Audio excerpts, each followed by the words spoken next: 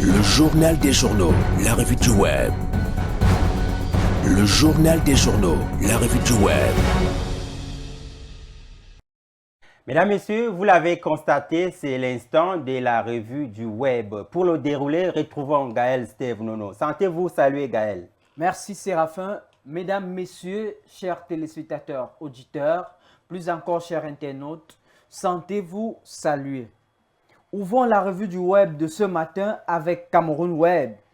Le support de médias en ligne Cameroun Web rend compte du malheureux, du malheur qu'a croisé une fille en vacances à Douala. Une découverte difficile à accepter. La période de vacances est mortifère.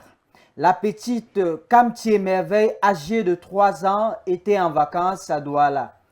Au cours des dernières heures, elle était portée disparue. Sa famille avait diffusé des annonces pour signaler sa disparition.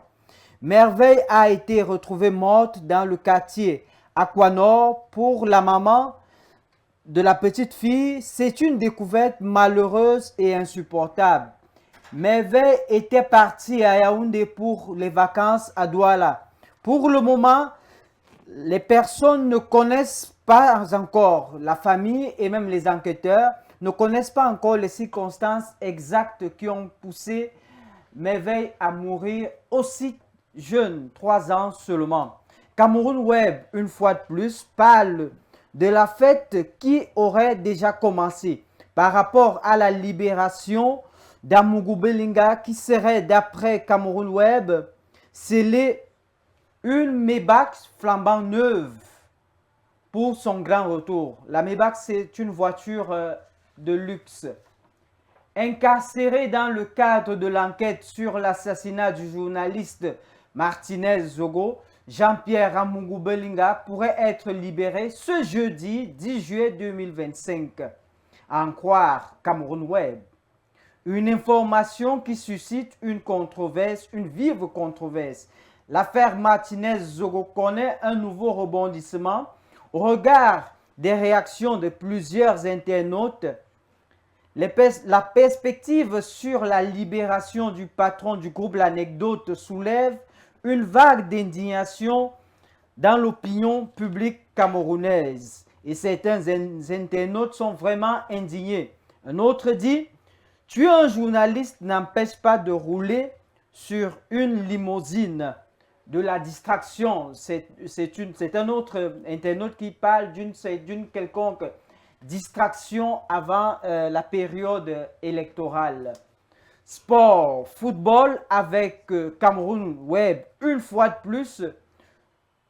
De ce support de médias en ligne, l'on apprend que, à 4 mois de la fin du mandat de Samuel Eto'o à la tête de la Fédération camerounaise de football, l'heure est au bilan.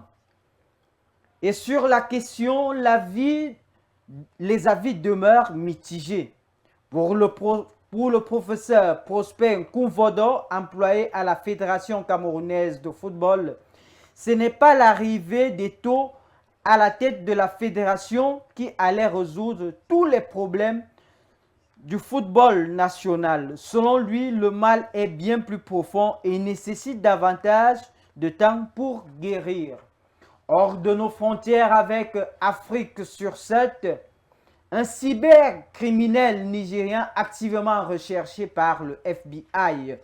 Basé au Nigeria à Lagos, ce dernier est accusé d'avoir détourné plus de 250 000 $ en crypto-monnaie. Cette somme était destinée à l'inauguration présidentielle de Donald Trump en 2025.